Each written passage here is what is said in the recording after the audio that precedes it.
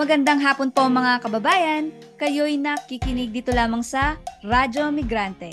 Ako po si Waynes, kasama nyo sa kwentuhan at sa pagseserbisyo sa bayan. Ako naman po si Julie, bumabati ng isang mapagpalayang tanghali sa inyong lahat, lalong-lalo na sa ating masisipag, masisikap at mapagmahal na mga migranteng manggagawa sa bawat sulok ng mundo. At ako po si Amihan, ang kumari niyong PAC o PAK, pinaglalaban ng katotohanan. Samahan niyo po kami ngayong patuloy na labanan ang talamak na disinformasyon at misinformasyon. Ayan, at ngayon po tayo ay nasa episode 37 ngayong November 26, 2023 at sama-sama nating alalahanin at parangalan si Gat Andres Bonifacio. Aalamin din natin ang papel ng kabataan sa mapagpalaya at makatarungan na pagbabago para sa ating lipunan. So today, we will talk about this week's top news dito sa Canada at sa Pilipinas. Mapakikinggan din natin ang tulang Pag-ibig sa Tinubuang Lupa. And then, makikinig tayo sa pulso ng mga kabataan tungkol sa pagkakakilala nila kay Gat Andres. At syempre, hindi po matatapos ang ating episode kung wala ang Pinoy Tayo segment kung saan mapapakinggan natin ang interview kay Anak Bayan Philippines Deputy Secretary General Rachel Villamor. Hindi rin makukumpleto ang ating episode kung wala tayong current and latest community listing sa GTA. May sorpresa din po kami para sa inyo mga karadnig. Meron po tayong 2 lucky winners para sa ating raffle for this episode. At kaya para sa ating mga loyal listeners, ito po ang inyong chance to leave a comment sa aming poster. So sa poster ng ating episode 37, i-leave nyo ang comment sa aming poster sa Instagram. Isasabihin namin at the end of the show kung anong aming question at lagay nyo lang ang inyong sagot sa aming poster. Yun po, for lucky winners, makakatanggap ng USB na naglalaman ng buong album ng Musikang Bayan. Yan po, kung kayo po ay fan ng Musikang Bayan, you don't wanna miss that. So, abangan nyo po ang aming question at the end of the show. Ayan, sige, simulan na natin. Para sa ating top 4 news this week, para sa unang balita, from Bulatlat, decreased budget for OFWs shows Marcos Jr.'s insincerity to provide due services and programs. Binatikos ng isang migrant rights group ang pagpasa ng 2024 national budget na may mas mababang budget pa para sa mga serbisyo para sa mga overseas Filipino workers o tinatawag nating OFWs. Sa isang pahayag, sinabi ng Migrante International na ang proposed national budget na inaprubahan ng lower house ay malinaw na naglalarawan kung paano tinatrato ng Administrasyong Ferdinand Marcos Jr. ang mga OFW bilang milking cows ng remittances para sa bagong ekonomiya ng bansa at bilang mga alipin na hindi karapat-dapat sa serbisyo at proteksyon. Yan po ang pagtrato ng Ferdinand Marcos Jr. sa mga OFW. Quote, ang sunod-sunod na kapahamakan ay naglantad sa mabagal at hindi sapat na pagtugon ng gobyernong Marcos sa mga pangangailangan ng mga OFW. Ang daming mga Pilipina na namatay, distress ng mga OFW sa Kuwait, ang virtual na kawalan ng embahada ng Pilipinas nung nag-escalate ang pag-atake ng Israel sa Palestine. Ang snail-paced na pagkilos sa biktima ng illegal recruitment scam. Yan po. Dagdag po yan ng Migrante International. At para naman sa pangalawang balita, international students advocates say Canada should permanently lift 20-hour work cap. Patuloy pa rin ang panawagan ng mga international students na alisin ang 20-hour work limit para masustentuhan nila ang kanilang pangangailangan. Ang sabi ng ilang estudyante, nahihirapan na sila bumili ng mga masusustansyang pagkain dahil sa patuloy na pagtaas ng mga bilihin. Dahil sa patuloy na pagtaas ng presyo, marami ang nagre-rely ngayon sa mga food bank. At ayon nga sa isang report, simula ng 1989, ngayong taon ang may pinakamataas at pinakamaraming nangangailangang gumamit ng food bank. Sinabi ng organizer ng advocacy group na Migrant Workers Alliance for Change na sila ay nag-oorganisa laban sa 20-hour work limit mula noong naaresto ang international student na si Jobandip Singh Sandhu dahil sa pagtatrabaho daw nito ng masyadong maraming oras sa labas ng paaralan. Ayan po, patuloy po ang advokasya para sa makatarungan at nakabubuhay na sahod para sa lahat at sa mga estudyante. Pangatlo at huling balita mula sa Rappler. Quote, "Sorry, we faced unimaginable threats," unquote. 7 more witnesses recant in the De Lima case. Noong November 21, nag-file ng manifestation si former Senator Leila De Lima sa Muntinlupa Regional Trial Court Branch 206 para sabihin kay Judge Jenner Gito na nakatanggap siya umano ng sulat mula sa convict witnesses na nais i-recant ang kanilang testimonya. Dagdag na 7 convict po ito na nagsilbing witness dapat sana sa drug charges laban kay De Lima. Sa pinaka-recent na sulat, ang sabi ng convict ay, quote, "Prior to our forced participation as witnesses against Senator De Lima, we faced unimaginable threats to our lives as the only choice we had was to testify against the good senator." Unquote. Yan po. At huling balita mula sa Manila Times. Jeepney strike enters a second day with no solution in sight. Inihayag ng pagkakaisa ng mga tsuper at operator nationwide o tinatawag na piston. Sa kanilang official Facebook page, sinabi nila na itutuloy nila ang strike dahil daw malinaw na hindi nakikinig ang Department of Transportation sa kanilang panawagan at concerns. At proudly daw nilang i-aanunsya na deadline para sa Consolidation Day ay December 31. Pero hindi po ito ang deadline ng kanilang phase out dahil ipagpapatuloy nila ang kanilang paglaban para sa kanilang karapatan hanggang sa sila ay madinig ng rehimeng Marcos Jr. Ayan po. Patuloy po kayong nakikinig sa Radyo Migrante dito sa Toronto's Best Filipino Community Program, Vibe 105. Natunghayan po ninyo ang mga balita. At ngayon naman, magbalik tanaw tayo sa ating kasaysayan at kultura ng Pilipinas. At ako po ulit si Amihan and welcome to Filipino Word of the Week, where we will share a new Filipino word each week from different languages in the Philippines. Did you know that there are approximately 130 Philippine languages in the Philippines as validated by the Komisyon sa Wikang Filipino?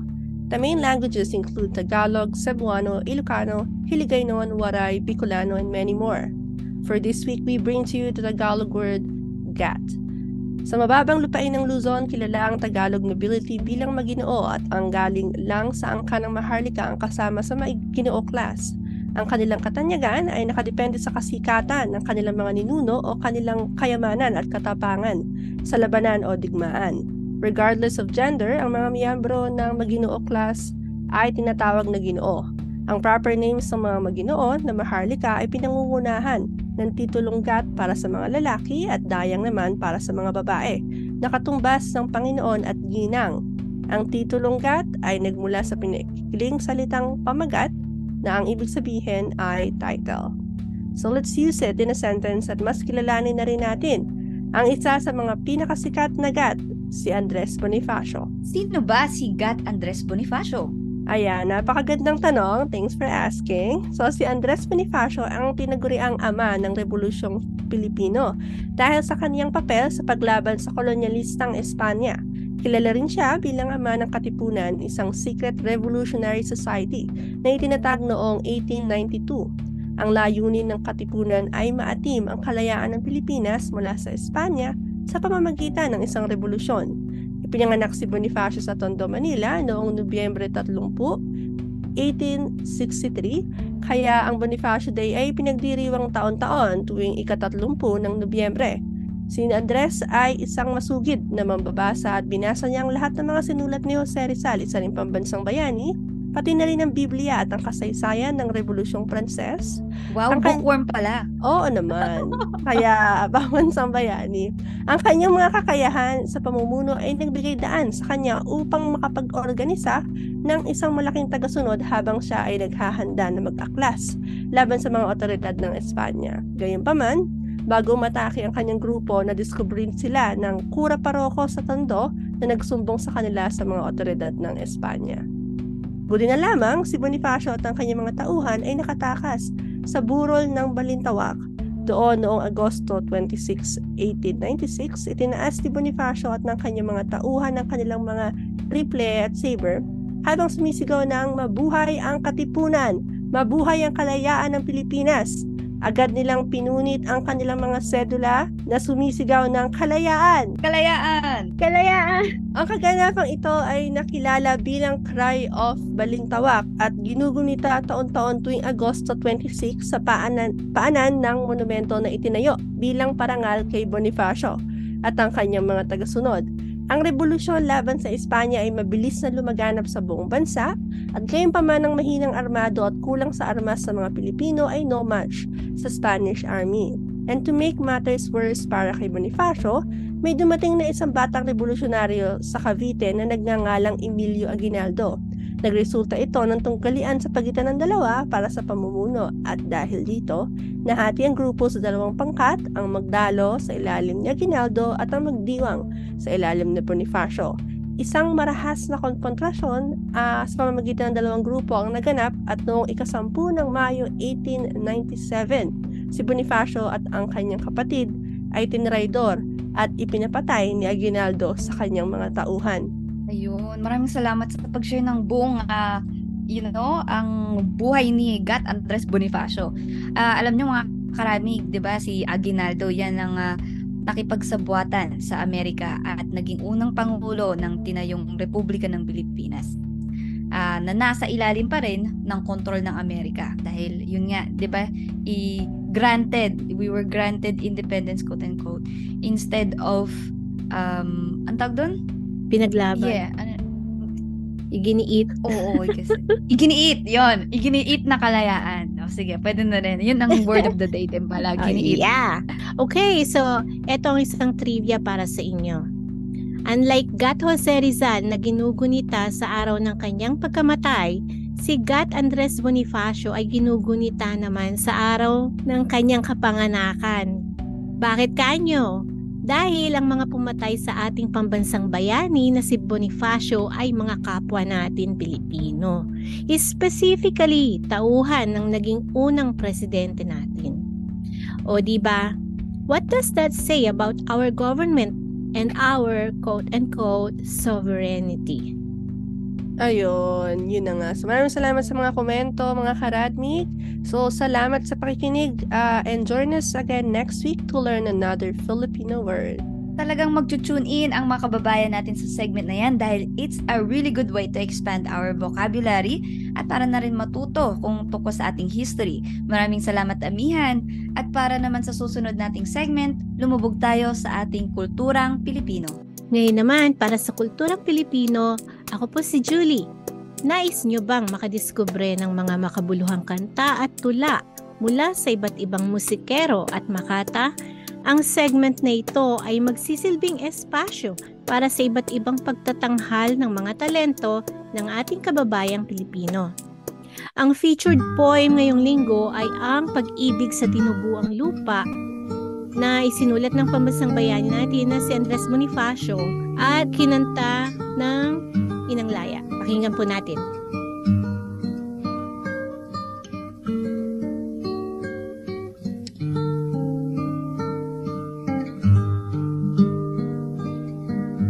Aling pag-ibig ba ang higit kaya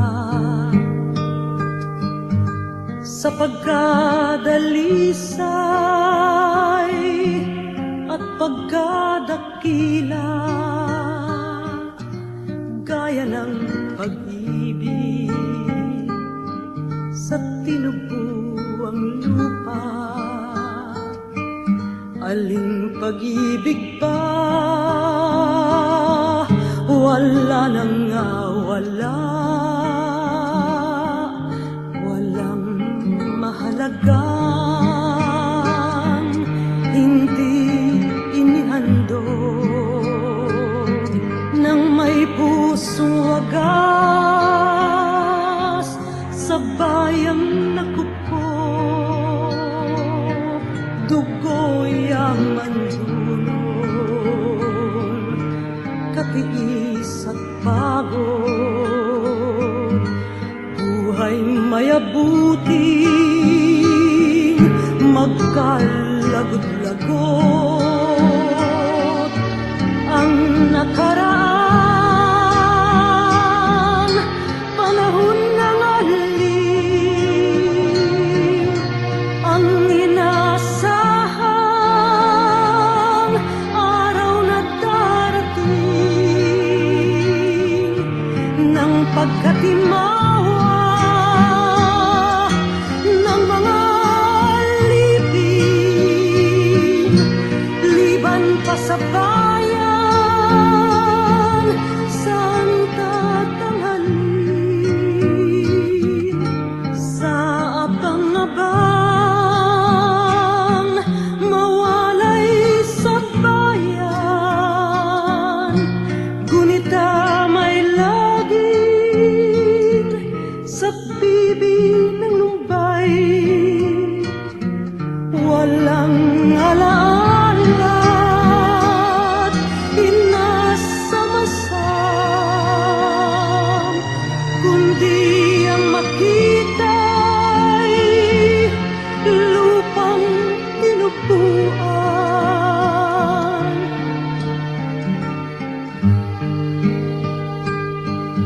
Kayong nalagasan ng bunga't bulaklak, kahoy niya ring buhay na nilantat sukat ng balabalakid, makapal na hirap muling manariwat, sabay ay lumiyag, ipagkahandog-handog ang buong pag-ibig hanggang sa may dugot,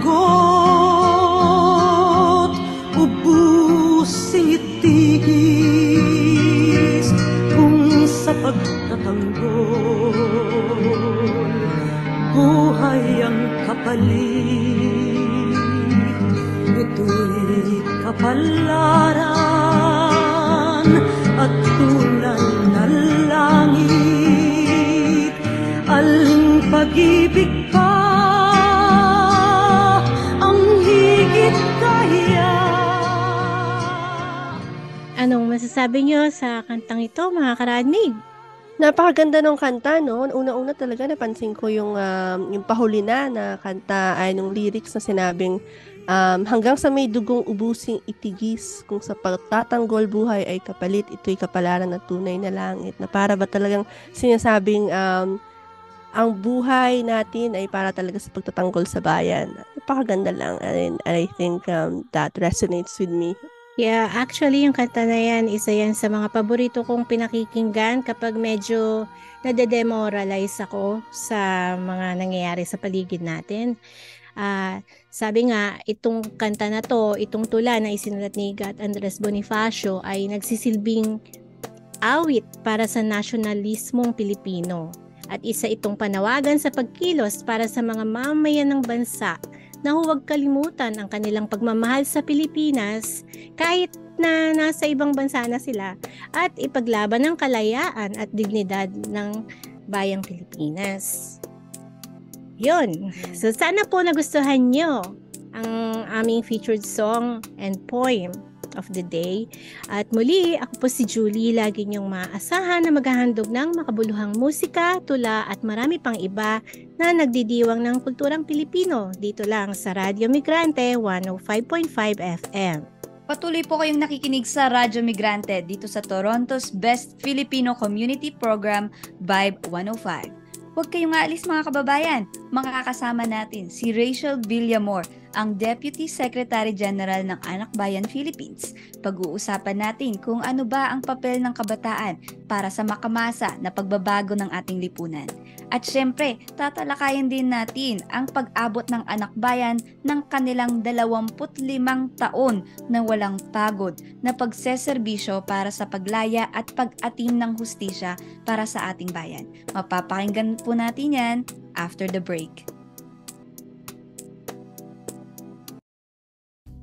Ayan, ako po ang inyong host, si Amihan sa ating Pinoy Tayo segment o Pinoy Talakayan at Usapan. Dito natin mapapakinggan ang talambuhay ng ating mga kababayan na migrant workers, international students at iba pa. Halina't pakinggan natin ang fresh na perspectives ng ating mga kababayang Pilipino. Makakasama natin ngayong linggo si Rachel Villamor, ang Deputy Secretary General ng Anak Bayan Philippines. So welcome to Radio Migrante, Rachel, no? So we're happy to have you here with us today. And sige, pakibati na lang ang listeners at pakilala ang iyong sarili. Sige, hello, good evening, magandang gabi na sa lahat ng ating mga tagapakinig. No, ako po si Rachel Villamor, ang Deputy Secretary General ng Anak Bayan Philippines.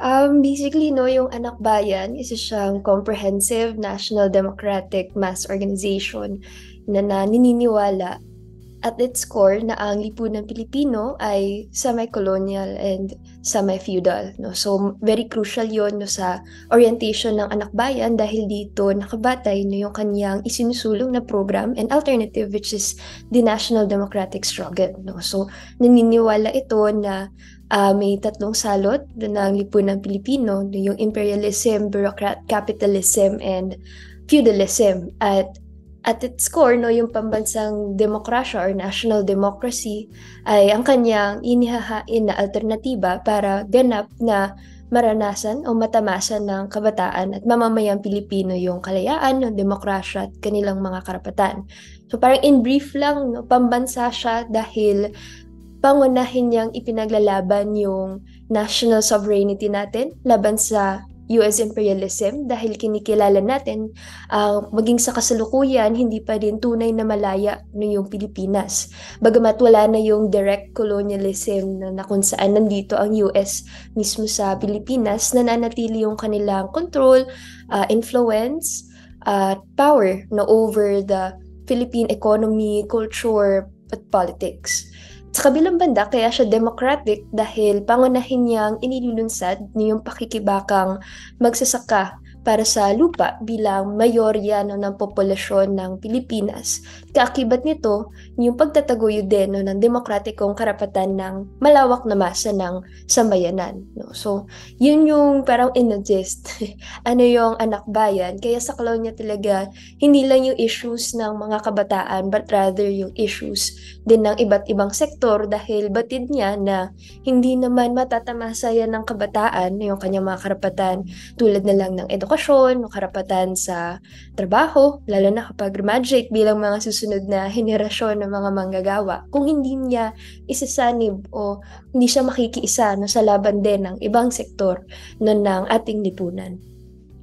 Ayun. So, sa akin, as a personally, paano ako naging bahagi o parang naging isang activist, nagsimula siya nung aking college days no, first year, as a first year student sa University of the Philippines, napukaw ako particular sa issue ng jeepney phase out. No? So, para sa ating mga tagapakinig, no, in gist, yung jeepney phase out dito sa Pilipinas, balak tanggalin yung mga traditional jeepneys at sa palitan ng mga electric jeepneys, ng mga modernized quote-unquote jeepneys at the expense ng livelihood ng mga tsuper. As a UP student, talagang jeeps yung gamit namin around din. No? Tapos, isang araw nagpataw sila ng policy na sisimulan na nga na yung phase out. At ako personally, nung araw na yon, kausap ko din yung mga drivers na hindi ko maintindihan bakit sila sa pilitang tinatanggal, bakit silang itong nagpapatakbo, no, at very crucial sa pagtakbo ng ating ekonomiya, lalo na sa mga schools bilang commuter as a student, ay very affected kami.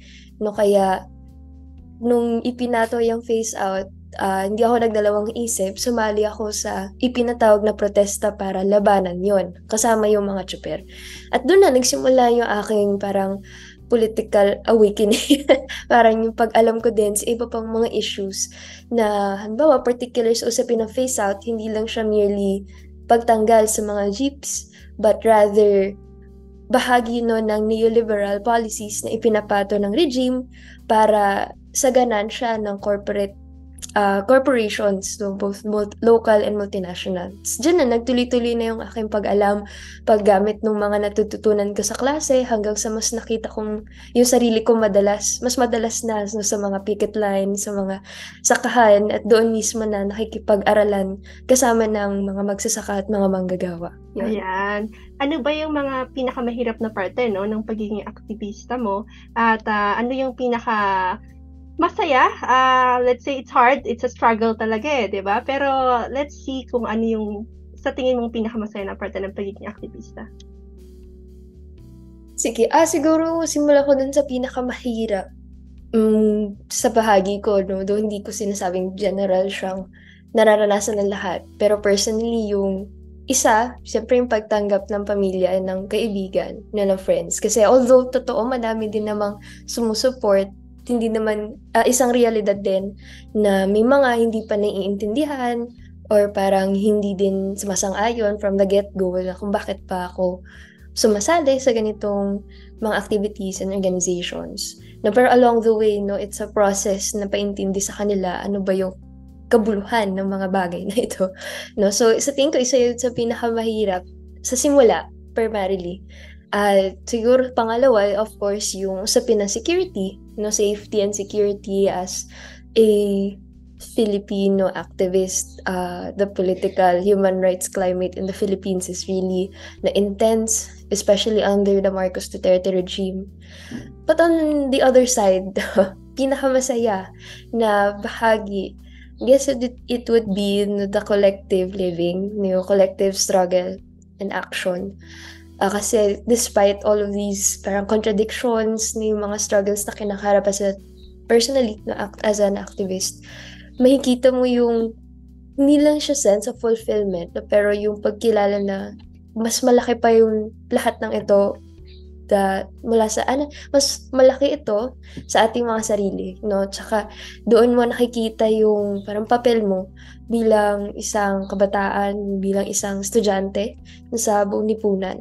At syempre along the way, makikilala mo din, makakasalumuha mo yung iba't ibang mga kabataan from different walks of life, at matututo ka din na kung paano ba makikipamuhay, mas personally talagang na-expand yung aking pag-unawa, na I think napaka sayang bahagi no, dahil talagang dami mo makikilala, tapos may mas lalawak yung pag-intindi sa daigdig, no, at sa tao in general. Siyempre yung journey along the way, nakasama mo yung mga kasama sa organization. Ayan, just to follow-up question dun sa nabanggit mo na isa sa mga mahirap na parte ng pagiging aktivista. So you mentioned first year college ka nag-start. So not to reveal your age, no? Pero that means it's been a while kasi graduate ka na din, di ba? So ang tanong ko lang kamusta naman yung pagtanggap mula sa iyong pamilya at mga kaibigan? Nagbago pa? Ganun pa rin ba? Nagbago naman siya in the positive direction na I could say na mas ngayon naman relatively naiintindihan na ng at least the closest people around me, including my family, yung buong kabuluhan sa isa yung aking aktivismo. Though hindi siya naging linear progress, nagkaroon talaga yan ng pulantigin na pagpapaliwanag sa both sa family and friends. Though admittedly up until now hindi naman din siya parang smooth sailing na, dahil ang dami pa ding mga usapin na kailangan pa din natin patuloy na ipaliwanag. na di din naman natin isinisisi sa kanila na parang dahil yun sa kanilang personal lang na backwardness, but rather inianak talaga ng bulok na kultura no? Tsaka matagalang krisis. Mas yun kasi yun na sorry, may dog ako. Yung chronic crisis essentially na nag-render din sa kanilang isipin kung baka hobby ko lang to or something, no? Kasi nga matagal na yung mga problema ng Pilipinas, no? At sa kanila parang baka short term ko lang tong parang hobby ko lang na isang bagay na patuloy kong pinapaliwanag na hindi yun yung kaso, na ito'y bahagi na din talaga ng aking pamumuhay bilang isang tao, ganyan. Yeah, that's good to know naman na there's like positive changes, no? So ngayon dumako naman tayo sa history ng Anak Bayan, no? So let's contextualize kailan at saka what's the need? Kasi tinatag ito 1998, bukod sa kailan, kung bakit, ano yung historical context ng Anak Bayan? Ayun, no? So, itinatag siya noong 1998, November 30, no? Kaya this year yung kanyang 25th, so hallmark milestone niya, no? Anniversary. So, itinatag siya ng added context di 34 years after itatag yung Kabataang Makabayan. No? So, yung nangungunang organisasyon ng mga kabataang Pilipino noong panahon ng martial law. No? So, kung sa context at orientation ng Anak Bayan, nung itinayo siya, ihinalo niya yung kanyang orientation sa maningning, essentially na tradition ng Katipunan ng 1896 sa pangunan ni Andres Bonifacio at ng Kabataan Makabayan noong 1964. So, ang premise, kumbaga dala-dala nitong programang pampolitika ay, as I mentioned, yung pambansang demokratikong pakikibakan na may bagong tipo. No? Kasi I've mentioned na humalaw ito sa katipunan, tradisyon ng katipunan na nagbibitbit ng old national democratic type of struggle. No? Ang dala ngayon ng Anak Bayan ay end the struggle of a new type na laban sa US imperialism na siyang i-develop niya over the years na mula sa kanyang pagsusuri na ang lipunang Pilipino na ay isang malakolonya at malapidal na lipunan. Parang dagdag din na context, nung panahon kasi ng Kabataang Makabayan, nag-declare ng martial law no, si Marcos Sr. And then after no, naging underground, mga illegal organizations. Technically, there wasn't any mass organization of any sector no, sa buong Pilipinas. And after a while, nawalan na rin talaga ng comprehensive organization ng mga kabataang Pilipino. Yun kasi yung Kabataang Makabayan Na pero dahil nung ginawang illegal sila, nawala. No? Kaya matagal na panahon no, na naging makitid yung organizing ng Filipino youth, no, primarily concentrated na lang sa mga students dahil may existing na ilang organizations, though halimbawa League of the Filipino Students, primarily focused on students alone. No, kaya nung inisip no, at kinonceptualize yung Anak Bayan, nasa forefront nito yung pagpunan dun sa matagal ng pangangailangan na buuin yung isang organization na sumasaklaw sa iba't ibang sektor ng kabataan.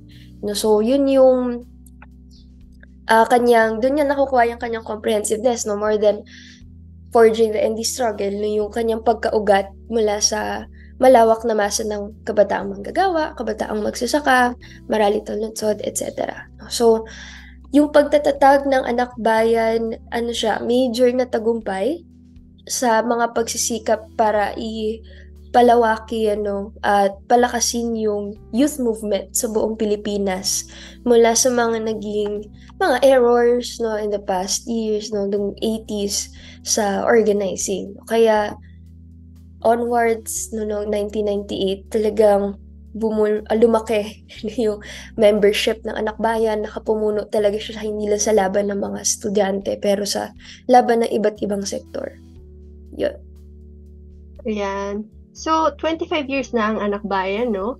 And just to, kung ano na ba yung mga narating natin, kumbaga. So, bakit mahalaga na ipagpatuloy atong laban? So, ano yung mga problema na sinusubukan nating labanan? Kumbaga, hanggang ngayon, may pagbabago ba? Is there like, may naipanalo na ba, kumbaga, ang Anak Bayan?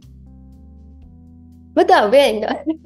Siyempre, no, parang since 1998, pinakatampok nung pagkakatatag pala ng Anak Bayan, nakilala talaga ang Anak Bayan sa pamumuno niya sa iba't ibang issue ng kabataan, no, hindi lang ng mga estudyante. Halimbawa na lang, no, yung usapin ng paglaban para sa dagdag budget, no, pagtutol sa tuition fee and other school fees increase, paglaban for academic freedom, as well as sa schools, sa communities rather, demolition at pagtutol sa oil price hikes. No, ang isang tampok na napagtagumpayan ng Anak Bayan, yung kanyang pakikibaka para patalsikin, no, si Estrada, no, si Erap Estrada, yung Oust Erap movement na pinangunahan talaga ng Anak Bayan mula sa kanyang pagkakatatag, no, nung 1998 onwards, no. So bukod doon yung pagbabasura ng mandatory ROTC, no, isa yan sa pinangunahan ng Anak Bayan noong 2001, no, hanggang sa kasulukuyan na binabalik siya. Ang balita nga, or parang pag binalikan yung kasaysayan ng Anak Bayan, nagsimula yan sa pagtutulak talaga ng mga barikada sa schools, walkout, no, nagbo-boycott ang mga estudyante para hindi atenda ng kanilang ROTC classes, mandatory ROTC classes, dahil sa pagkamatay noon ng isang ROTC cadet. No, at bukod doon, more recent, no, yung pamumuno niya sa paglaban para sa free education. So this 2017, no, na ipagtagumpayan natin yung universal access to quality tertiary education, na although syempre limited pa, no, yung sinasaklaw, pero to some extent nakapagpamigay or nakapagbigay ng free tuition sa mga college students sa state universities and colleges. No, although batid naman natin hindi doon nagtatapos yung laban, no, isa siyang significant, no, bahagi ng mga napagtagumpayan, no, na accomplish ng AB in recent years, no, at particular yan sa loob ng schools. Kung sa mga communities, tampok talaga kung saan nakalatag yung Anak Bayan, yung pagtutol sa demolition, na talaga yung pinaglalaban natin na magkaroon ng karapatan sa pabahay, no, yung maralitang lungsod, no, yung urban poor, ma-relocate man sila kung primarily on-site, no, na may hindi pinapabayaan, no, or parang itinatapon kung saan lang. No, at syempre kasama ng itong recent din, itong March, yung kasama natin na ang mga tsuper sa paglulunsad ng transport strike, no. So naging matagumpay siya, natulak natin yung Malacanang na i-review yung guidelines for the phase out. Though, ibang usapin pa ako anong inubot nun, no? Pero, ayan. So far, naging malawak yung karanasan ng Anak Bayan sa pagpamumuno niya sa iba't ibang issues. At meron na siyang, kumbaga, mayaman na record, no, sa pamumuno talaga ng laban ng mamamayan at kabataan. Ayan. So talagang marami naman palang naipanalo ang Anak Bayan. Pero bakit mahalaga, no, sumama o maging involved ang mga kabataan, maging ang kabataan sa diaspora? So kasi yung ibang mga kabataan sinasabi, lalo na yung mga nandito na sa ibang bansa, sinasabi, bakit kailangan pa naming makialam, kumbaga, sa nangyayari sa Pilipinas, nandito na ang buhay namin. So I just wanted to know your thoughts about that.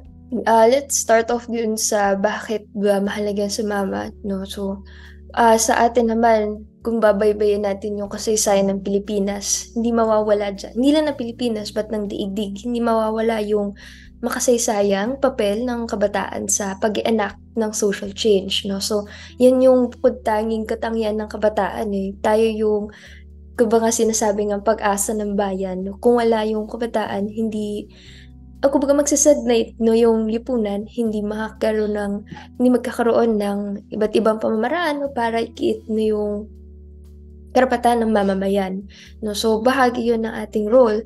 Kung sa usapin ng syempre tayo as kabataan, tayo yung susunod na halimbawa henerasyon, no, anong klaseng lipunan ba ang ating mamanahin kung hindi tayo lalaban? Kumbaga, yun yung isang gusto nating maipunto ng kahalagahan ng pagsama o maging involved na yung mga kabataan sa paglaban para sa isang malayang lipunan, pantay-pantay na lipunan.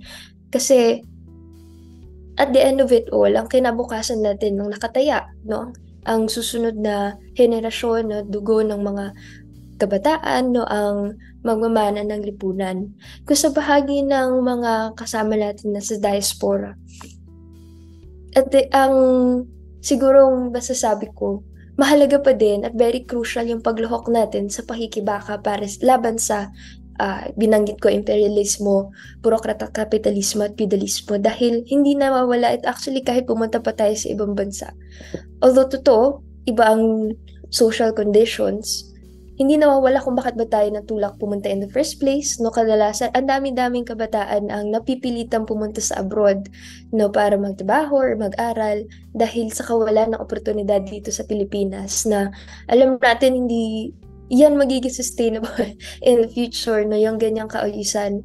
At kahit saan man tayo mapunta, hindi naman tayo, kumbaga, hiwalay, no, sa epekto kawing na imperialismo saan mang bansa. Kahit nasa US pa man tayo, nandun tayo mismo sa tungki ng kaaway, kayang-kaya natin na, or nasa atin yung puwang na higit na expose, no, ilantad yung mga patakaran, hindi lang ng gobyerno ng Pilipinas, pero ng mga patakaran, no, ng gobyerno na mga imperialistang bansa. Na sa tingin ko, napakahalagang usapin o aspeto ng pagsusulong natin, no, ng pambansang demokratikong pakikibaka. Kailangan nating maipakita sa pinakamaraming Pilipino, dayuhan, no, yung konkretong itsura ng nananatiling malakolonyal at malapidal na kaayusan. No? Kasi for the longest time, no, ang narrative ng US, tayo ay independent na, sila ay helping knight in shining armor ng mga bansa. At gusto natin yan i-debunk, gusto nating sabihin na hindi yan totoo. Actually, ito yung nangyayari. Pinapanatili yung bulok yung aming lipunan. No? Pinipilit nyo na, tinutulak nyo na mag-abroad ng mga kabataan kasi dyan kayo kikita. No? Inline siya sa inyong interests and demands. No? So, mahalaga, very crucial, no, yung papel ng ating mga kababayan, mga kapwa kabataan Pilipino na nasa ibang bansa para una, syempre higit din na maabot yung iba pang mga Pilipino dyan na alam natin, more often than not, ay hindi naman itinulak lang dahil for tourism or leisure. That's a very outlier case, no? More often than not, dahil yan sa tulak ng kahirapan, tulad ng pangangailangan ng magandang oportunidad, na at hindi all hope is lost, no? Kailangan natin maipakita na nandito yung pakikibaka, no, yung national democratic struggle para umalwan dito sa bulok na kaayusan na nararanasan natin ngayon. Maraming salamat sa patuloy na pagsubaybay sa Pinoy Talakayan at Usapan o Pinoy Tayo. At maraming salamat din kay Rachel Villamor ng Anak Bayan, Philippines. Nakikinig kayo dito lamang sa Radio Migrante ng Vibe 105.5 FM. At syempre, to stay updated sa happenings sa ating community, narito po ang mga event at announcement. Sa December 2 to 3 naman, mayroong Filipino Night Market sa Artscape. Sa May Christie Street po ito. Ang tema ay Simbang Gabi. And lastly, gusto po namin i-congratulate ang participants ng Human Rights and Leadership Training ng CESO o Caregiver Connections, Education, and Support Organization. Ngayon po ang graduation nila. Congratulations din kay Miss Martha Ocampo at sa buong CESO sa successful na leadership and advocacy program na ito para sa mga caregiver. At dito nagtatapos ang isa na namang makabuluhang episode ng Radyo Migrante. At ito po ang ating question for the raffle. Sino po ang pinakasikat na GAT? Yan po ang ating question. So, ang sagot po ay i-comment lang sa ating poster ng episode 37 sa aming Instagram account. So, kung hindi nyo pa kami fino-follow, ito na rin ang good opportunity para i-follow nyo kami sa Instagram. At kapag kayo po ang napili, kayo po ay makakatanggap ng Musikang Bayan USB. Ito pong buong album. Ayan, ipagpapatuloy po natin ito next week kung saan pag-uusapan natin ano ba ang National Day of Remembrance and Action on Violence Against Women at paano ito'y ginugunita ng iba't ibang mga organisasyon at grupong kababaihan. Ayan, huwag niyo kaming mamimiss kasi next week nandito na naman kami para sa inyo mga kababayan. Sabay-sabay nating siyasatin at saliksikin ang kulturang Pilipino. Sana po ay marami kayong natutunan sa isang oras na pinagsaluhan natin. Please be kind to yourself and enjoy the rest of your day dahil bukas ay simula na naman ng hindi maiiwasang pagbabanat ng buto at ng patuloy na pakikipagsapalaran para sa ating mga mahal sa buhay na umaasa sa atin. Padayon mga karadmig para sa progresibong politika at pagbabago. Sa tulong ng mga kababayan natin na bumubuo ng Radyo Migrante, kay Rachel Villamor ng Anak Bayan Philippines, kay Card Ramirez para sa kanyang kantang Migranteng Pilipino, at higit sa lahat sa inyo pong mga nakikinig sa Radyo Migrante tuwing linggo mula 1:00 hanggang 2:00 ng hapon. Maraming salamat po. Hanggang sa susunod mga kababayan, muli mabuhay po kayo at Mabuhay ang bayang Pilipinas! Mabuhay din si Gat Andres Bonifacio! Kalayaan! Kalayaan! Kalayaan!